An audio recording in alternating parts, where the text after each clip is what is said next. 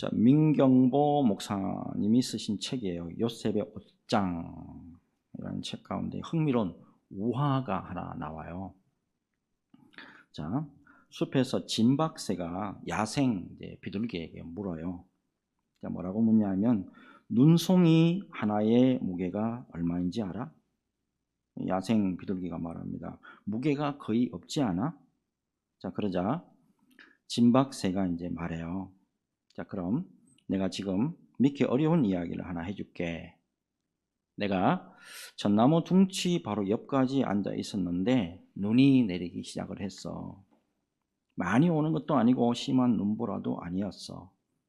전혀 격렬하지도 않고 마치 꿈속처럼 내렸어. 나는 달리 할 일이 없었기 때문에 내가 앉은 자리 위에 내려앉은 눈송이들의 숫자를 세었어. 정확하게 374만 1952개였어. 너 말대로라면 무게가 거의 없는 그 다음 번째 눈송이가 내려앉는 순간 나무가지가 부러졌어. 여러분, 이 이야기를 혹시 이해가 되시는지요? 여러분, 우리가 예수를 믿고 거듭난 하나님의 자녀라고 하지만은 조심할 게 있어요. 여러분, 별 생각 없이 하나님의 말씀을 어기고 가볍게 생각하고 범죄하는 동안에 그 죄가가 말이에요, 눈송이처럼 얼마나 무겁게 쌓이는지 모른다 라고 하는 사실입니다. 전혀 무게를 알지 못하지만은 죄악은 쌓이게 되고요. 급기야 언제 알아요? 부러져야 깨닫는단 말이야. 이거는 우리 모두에게 적용되는 교훈이다라는 생각을 해봅니다. 우리가요, 생각보다 좀 이렇게 똑똑하기보다는 굉장히 미련하다 할 때가 많아요. 죄악들이 내 삶 가운데 쌓이는 것을 전혀 감도 잡지 못하고 부러지고 아파봐야 안단 말이에요. 이상하죠? 그 전에 깨닫고 빨리 회개하고 돌아서야 되는데 시간이 훨씬 지나고 난 다음에 부러지고 상처가 나고 고통이 오고, 그래야 이제 깨닫고 눈물을 흘리고 천부여 의지 없어서 손 들고 옵니다. 이게 우리 인생이라고요. 여러분, 우리는 분명히 예수를 믿고 하늘로부터 거듭난 인생입니다. 그리고 하나님의 자녀고 왕같은 제사장이다. 이렇게 신분을 우리에게 분명히 성경은 말씀해 주잖아요. 근데 그 신분에 걸맞지 않게 전혀 다른 모습이 우리에게서 나타날 때가 있더라는 거예요. 자, 오늘은 말씀을 듣는 가운데 우리가 다시 믿음의 주여 온전케 하시는 우리 예수님에게 시선을 온전하게 옮기는 시간이 되었으면 합니다. 여러분, 주님 앞에서 우리의 삶의 모습이 다시 말씀으로 잘 다듬어지고 세워지는 귀한 시간 되시기를 예수 그리스도의 이름으로 축복합니다. 자, 계속해서 이제 마태복음 강의하고 있는데, 지난 주일까지 이제 예수님의 태어나심에 대한 말씀이죠.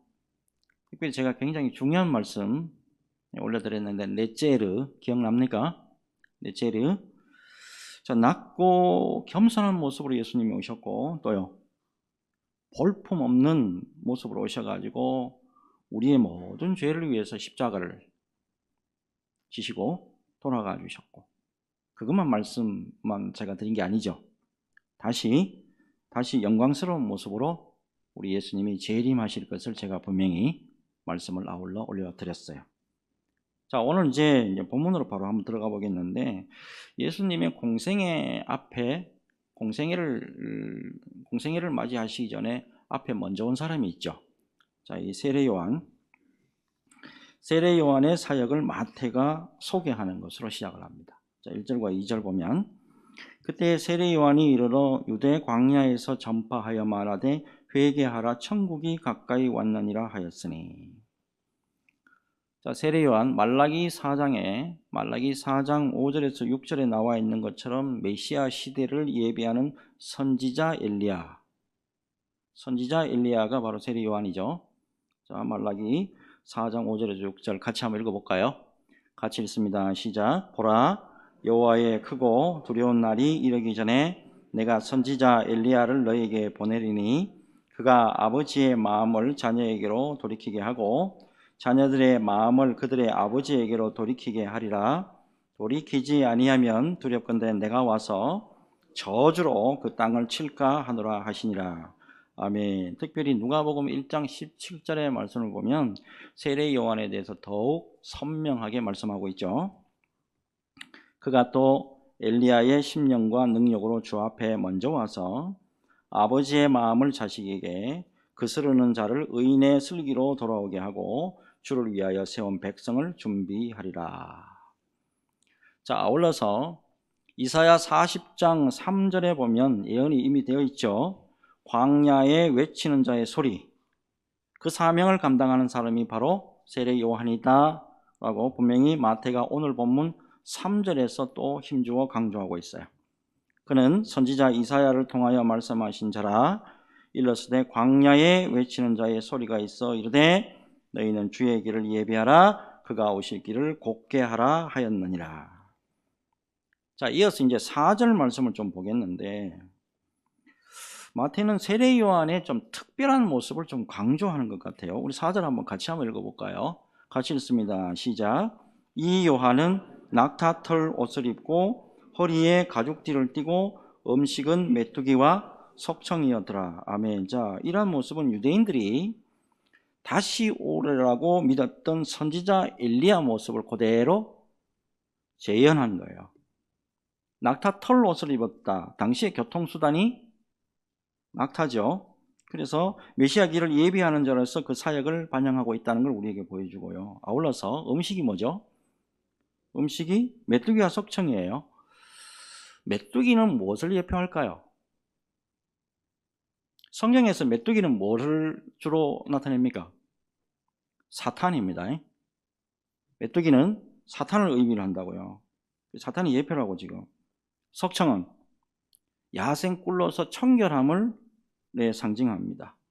결국 세례 요한이 예수 그리스도의 사역을 예표한다는 측면에서 볼 때 메뚜기와 석청을 먹는다는 거, 요거는 예수님이 사탄을 정복하고 승리하시리라 라는 예표, 그 다음에 메시아의 순결성, 요거를 상징한다 라는 것을 아울러 좀 알아두셨으면 좋겠어요. 자, 무엇보다도 중요한 게, 자, 세례 요한이 이 땅에 와서 제일 먼저 선포한 메시지가 뭐냐 하는 거예요. 2절이죠.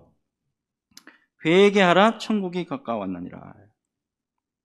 참고적으로 마태복음 4장 17절에 보면 예수님이 제일 먼저 선포하신 메시지도 회개하라, 천국이 가까웠느니라 이 말씀이라고요.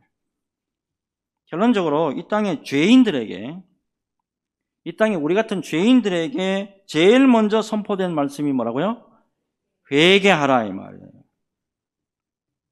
특별히 이 메시지는 죄 많은 이 세상에서 진정으로 우리 모든 인생들에게 정말이지 필요한 메시지가 뭐냐? 이걸 지금 말씀하시는 거라고요. 세상의 사람들을 보면 세상의 역사는 뭐예요? 뭔가 잘 돼야 돼, 일단은. 돈 잘 벌고 높은 자리에 올라가야 돼. 번성해야 돼, 이제. 그게 지향점이라고, 세상 사람들은. 근데 하나님의 역사는 뭐예요? 회개하고 죄사함 받는 게 이게 제일 먼저 선행돼야 될 일이다라는 거예요. 여기서 죄사함을 받게 하는 회개의 세례, 이때 세례는 제의적인 정결 의식을 의미하는 게 아니라고요. 이거는 일종의 회심 의식이에요. 회심. 죄 많은 인생에게 가장 우선적으로 필요한 것이 바로 하나님께로 돌아서라, 하나님께로 회심해라, 이게 사는 길입니다 라는 메시지란 말이에요. 부목사로 사역할 때입니다. 바로 연로하신 분 말씀이 아직도 제가 귀에 쟁쟁해요. 엄청나게 큰 사업을 하시다가 잠깐 실수하는 바람에 모든 게 다 무너졌어요. 그 충격으로 말미암아서 반신불수가 됐어요. 거기다 고도 비만에 걸렸는데 집에 들어가 보니까 문을 열고 들어가는데 냄새가 얼마나 나는지 너무 힘들더라고. 겨우 숨을 참고 기도해 드렸어요. 근데 그분이 이런 말씀 하시더라고요. 나요? 고려대학교 나왔습니다. 좋은 대학, 돈 다 필요 없어요. 인생이 그것 가지고 만족할 수 없더라고요. 내 몸이 이렇게 힘들고 불편하다 보니까 다 필요 없어요. 근데 이분이요, 교회에 한 번도 편안하게 오셔가지고 예배 한 번 못 드리고 세상을 떠났단 말이야. 반대로 어느 권사님의 시아버지예요. 갑자기 폐암이 발견돼가지고 얼마 살지 못하는 상황에 제가 신방을 갔어요. 그렇게도 말씀 전하고 회개의 말씀과 함께 영접 기도를 제가 해드렸다고요. 놀랍게도 그분이요, 그 자리에서 예수님을 영접하고 세상에 충청도 분인데, 충청도 분은 우는 것도 좀 한 타이밍 늦죠. 말씀도 한 타임 늦는데 우는 것도 이렇게 한 타임 늦잖아. 근데 그날따라 펑펑 우시는 거야. 왜 우시냐고 하니까 저도 모르겠어요. 저도 몰라요. 그 뒤에 6개월 정도 사시다가 평안히 천국에 가셨어요. 목회하면서 느끼는 게 있다고요. 세상에서 가장 큰 선물이 뭔가 하면 예수님 영접하고 회개하는 거예요. 특별히요, 자기 인생을 돌아보고 회개하고 주님 품에 안긴 인생들의 그 죽음이 있지요. 특별히 좀 리얼하게 말씀드릴게요. 그 시체 있잖아요. 그 시체를 보면 그렇게 평안할 수가 없어요. 오늘 연세가 드신 목사님이 이런 말씀 하시더라고. 자기가 한창 담임 목사로 목회할 때 이 목사님이 성도들이 돌아가시면 다 염을, 옛날에는 다 목사님이 염을 다 해줬잖아요. 근데 참 재밌는 게, 좀 흥미로운 게, 예수를 영접하고 회개하고 돌아간 분들의 시체를 염을 하잖아요. 그러면 힘이 완전히 쭉 빠져있는 상태에서 굉장히 부들부들하대요. 그래서 옷 입히면 옷도 잘 입고, 시체를 이쪽으로 하면 이쪽으로 잘 굴러가고 이쪽으로 하면 잘 굴러간대. 왜 그러냐 하니까 천사님이 와가지고 갑시다라고 하면 저항 없이 아멘 하고 가서 그런지 시신이 허물허물하대요. 근데 불신자를 염을 해보잖아요. 불신자들을 염을 해보면 온 몸이 긴장이 꽉 내가 빳빳하게 돼가지고 옷 입히고 염하는데 그렇게 힘든데, 죽음의 사자가 와가지고 가자! 근데 막 저항을 해가지고, 그래서 시체가 뻣뻣하다고 그렇게 목사님이 그렇게 해석을 하시더라고. 이게 맞냐 틀리냐 이거를 제가 지금 말씀드리는 게 아니고, 무엇보다 중요한 게 뭐냐면 이 외적인 게 문제가 아니고요. 외적인 게 문제가 아니고 내적인 이 문제가 더 큰 문제다라는 거예요. 여러분, 무엇보다 중요한 게 회개야말로 하나님이 우리 모든 인생들에게 주신 선물 중에 선물이 바로 회개다라는 선물, 이 선물이에요. 여러분 한번 생각 한번 해봐요. 회개하려고 마음먹고 교회 왔는데 회개가 잘 됩니까? 오늘 와가지고 하나님 앞에 이제 뜨겁게 회개 기도 좀 해봐야지. 회개 마음대로 안 됩니다. 절대로 그게 내 마음대로, 내 마음같이 되지 않는 게 그게 회개라고. 근데 중요한 게 주님 앞에 회개해야 살아요. 예? 회개해야 산다고. 오늘 말씀 다시 깊이 새겨 보시기 바랍니다. 회개하라, 천국이 가까이 왔느니라. Repent, for the kingdom of heaven has come near. 여러분, 회심하고 하나님께 돌아서야 영생의 복을 누릴 수 있는 거예요.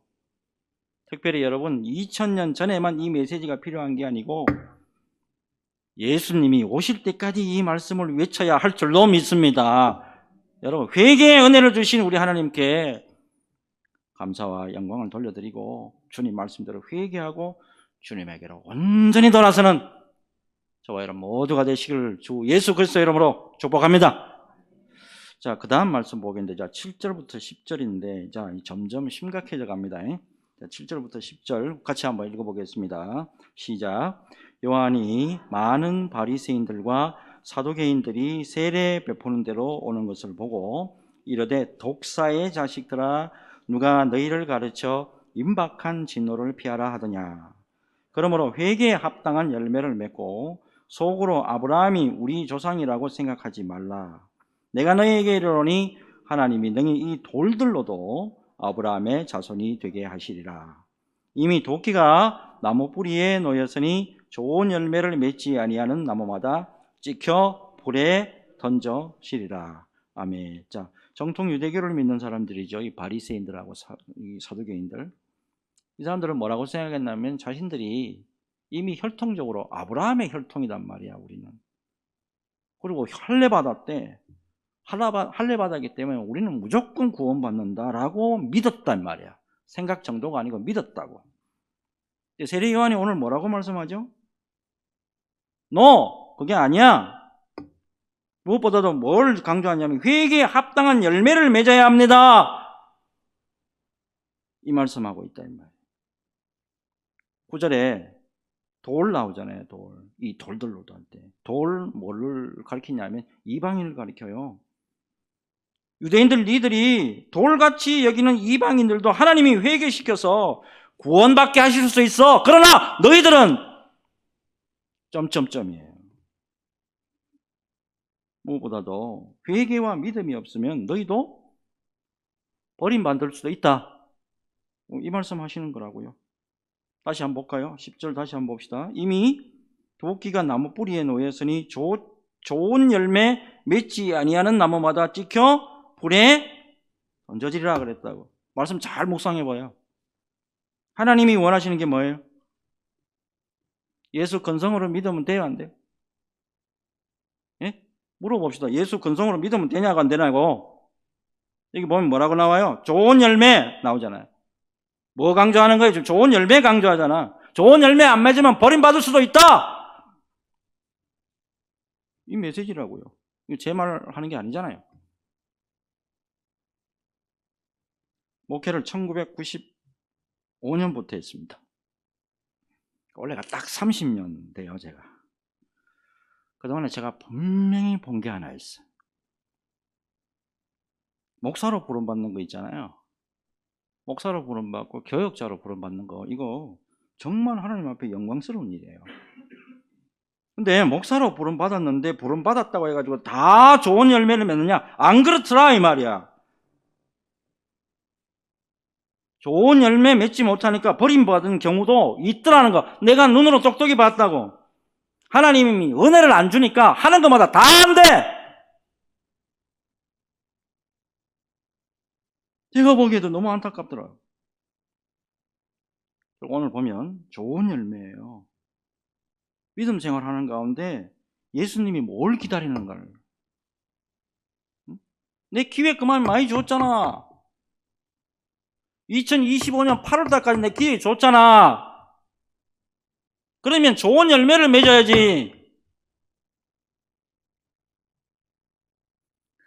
특별히 그 열매 가운데 여러분 정말이지 우리 10년 가운데 오늘 꼭 좀 새겨야 될 게 하나 말씀을 드릴게요. 열매가 많이 있잖아요. 근데 진짜 오늘 새겨야 될 거. 자, 11절 12절 같이 읽겠습니다. 시작. 나는 너희로 회개하게 하기 위하여 물로 세례를 베풀거니와 내 뒤에 오시는 이는 나보다 능력이 많으시니 나는 그의 신을 들기도 감당하지 못하겠노라. 그는 성령과 불로 너희에게 세례를 베푸실 것이요 손에 키를 들고 자기의 타작마당을 정하게 하사 알곡은 모아 곡간에 들이고 쭉정이는 꺼지지 않는 불에 태우시리라. 아멘. 사람의 관심과 인기가 증폭이 되죠. 그러면 자칫 자기의 정체성과 사명을 순간적으로 망각할 수가 있어요. 근데 오늘 말씀 잘 보면 세례 요한 절대 안 흔들립니다. 나는 물로 죄 씻음을 행하는 예표적인 일을 하는 사람입니다. 나는 물로 물론 죄의 씻음을 행하는 예표적인 일을 하지만 그러나 내 뒤에 오시는 분이 계신데 그분은 성령과 불로 당신들에게 세례를 베풀 것입니다. 성령과 불, 이게 따로따로 해석하시는 분 계신데 사실은 하나의 실체를 표현하는 두 단어에 불과하죠. 한마디로 말하면 성령과 불 같은 성령 이런 뜻이라고요. 불 같은 성령의 강한 능력으로 세례를 베푸실 겁니다 라는 뜻이잖아요.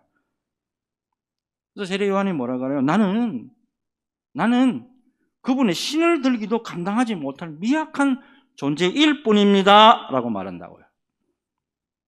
더 심각하게 자기를 또 소개한다고요. 자, 요한복음 3장 29절 30절에 이렇게 기록되어 있잖아요. 신부를 취하는 자는 신랑이나 서서 신랑의 음성을 듣는 친구가 크게 기뻐하느니 나는 이러한 기쁨으로 충만하였노라. 그는 흥하여야 하겠고 나는 쇠하여야 하리라 하니라. 나는 주인공이 아니고 나는 조연입니다 라는 거예요. 흔들리지 않는 정체성이라고. 제가 지금 무슨 말씀하고 있죠? 좋은 열매 이야기한다 그랬죠? 여러분 예수를 믿고 믿음의 길을 가운데 자칫 잘못하면 주연 배우 증후군에 빠져들 수가 있어요. 여러분 교회 생활에서 나의 위치가 배제가 되고 나의 존재감이 거의 없어지고 뒷전으로 밀린다라는 느낌이 올 때 우리 거의 모두가 뭐라고 생각되죠? 섭섭하다, 소외감이 든다, 이놈의 교회는 사랑이 식었다. 그리고 제일 먼저 생각하는 게 이 교회 떠날 때가 됐다. 이게 정상적인 거냐 말이야. 지난달입니다. 7월 30일에 제 어머니 기도원에 평생을 2인자로 살았던 여자 장로님 한 분 계셨는데 소천하셨어요.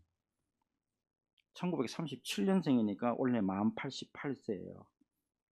이번 특이하게 1990년대입니다. 흔하지 않게 여성분으로서 장로로 어머니가 세우시더라고.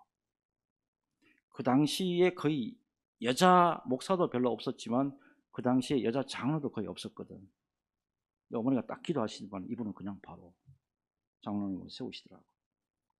근데 중요한 거는 이분이 장로가 됐든 집사가 됐든 권사가 됐든 참 충성스럽더라고. 내가 옆에서 다 봤거든.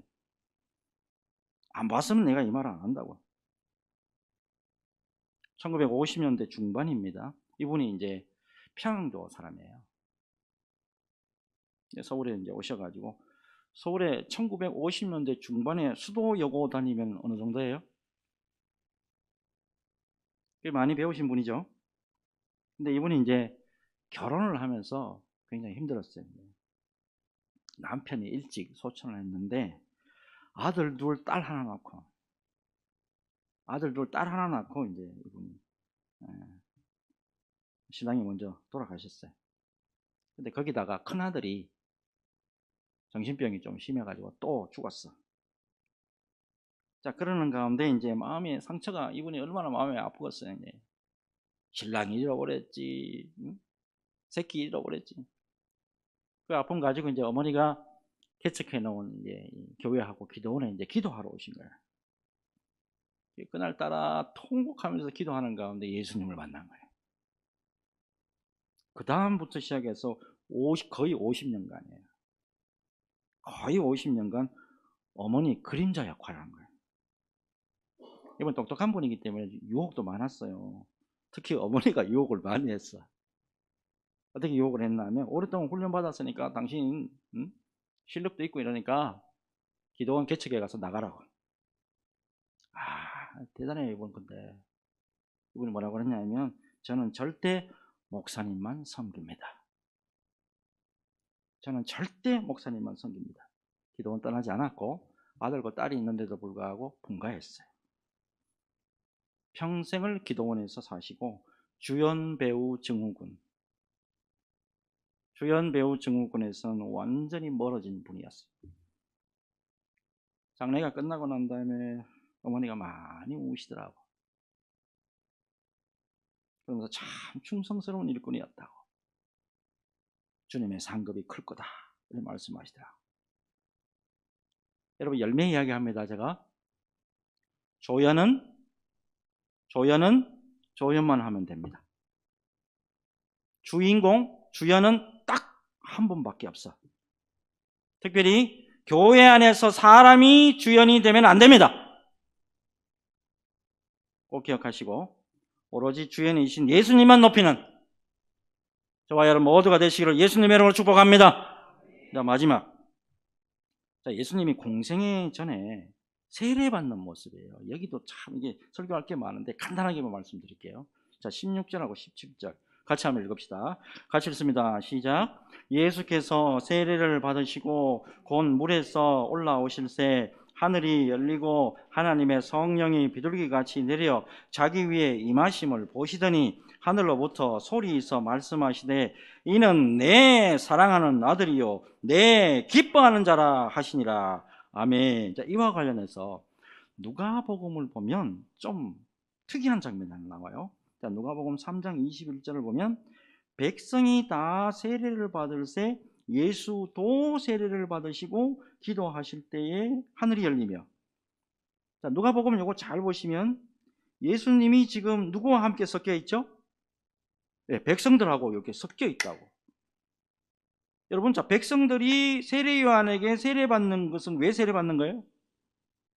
죄에 대한 회개의 의미에서 세례를 받는 거잖아요, 백성들은. 근데 예수님이 그 백성들 사이에 계시다가 다른 백성들과 함께 훅 섞여가지고 세례를 받았어요? 예수님은 죄가 있어요, 없어요?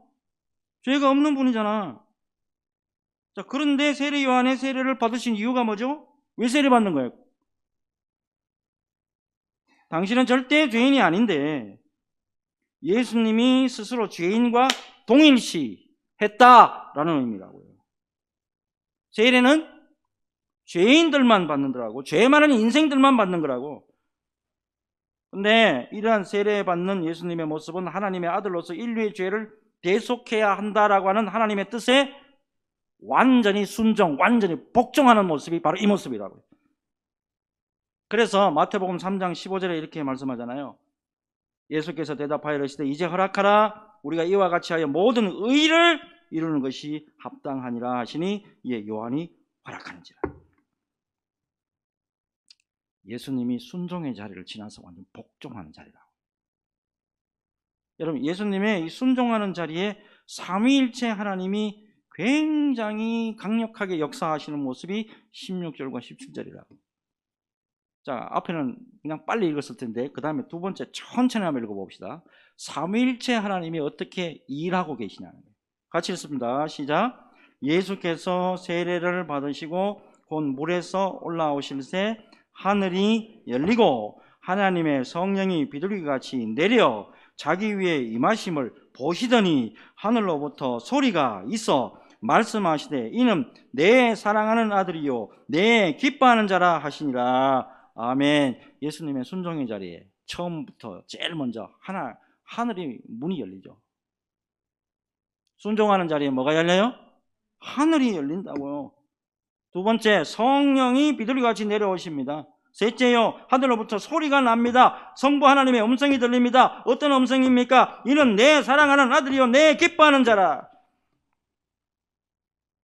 성자 하나님의 사역에 대해서 성부 하나님이 격려하고 사랑으로 보장해주는 그 말씀 주시고 있다 이 말이에요.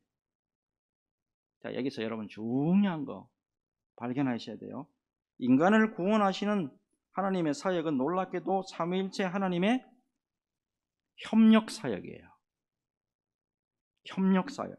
어느 한 분의 일방적인 사역이 아니고 삼위 하나님께서 우리 인류를 구원하시기 위해서 서로 협력하고 계신단 말이에요.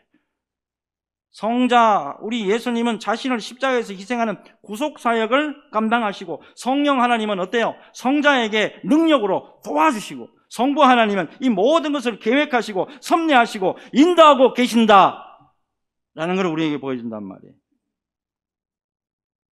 이렇게 삼위 하나님이 협력해서 사역을 하신 최종 목표가 뭐예요? 최종 골이 뭐냐고? 바로 인류 영혼 구원이라는 거잖아요. 그럼 결론적으로 오늘날 삼위 하나님의 놀라운 사역으로 세워진 이 교회, 이 교회의 최종 사역의 목표가 뭐가 돼야 되냐는 거예요. 이번에 일본 단기 선교 이제 참 은혜롭게 잘 다녀왔어요. 2박 3일이 너무 짧더라고요. 그러니까 짧은 기간에 일본 교회하고 이제 일본 현지인들 복음으로 잘 섬길 수 있어서 참 너무 감사했어요. 뭐 그렇다고 해가지고 뭔가 뚜렷한 뭐 열매가 있거나 뭐 결신자가 있었다, 뭐 그거는 아니에요. 중요한 거는 주님의 명령에 순종해서 우리 교회 같이 작고 연약한 교회가 모두 다 협력해가지고, 야, 요번에 딴 따위가 너무너무 잘 맞더라고. 나는 바로 거기에 의의를 두고 싶어요.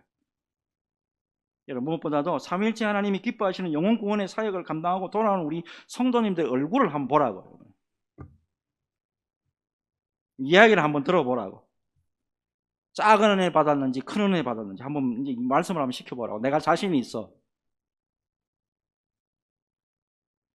앞으로 더욱 영혼 구원을 위해서 뛰겠다고 하는 결단을 하고 돌아오는 그 모습이 너무너무 하나님 앞에 너무너무 감사하더라고. 여러분 모두가 삼위일체 하나님처럼 하나님 앞에서 영혼 구원을 위해서 성도들이 모두 협력할 때 우리 하나님이 필요한 모든 것을 채워주시고 능력 주시고 기쁨과 위로로 함께 주실 줄로 믿습니다. 여러분 이렇게 삼위일체 하나님이 기뻐하신 일을 감당하면서 끝까지 영광의 도구로만 쓰임받는 우리 수원소망교회 성도들 다 되시기를 예수 그리스도 이름으로 축복합니다. 축복합니다. 주님,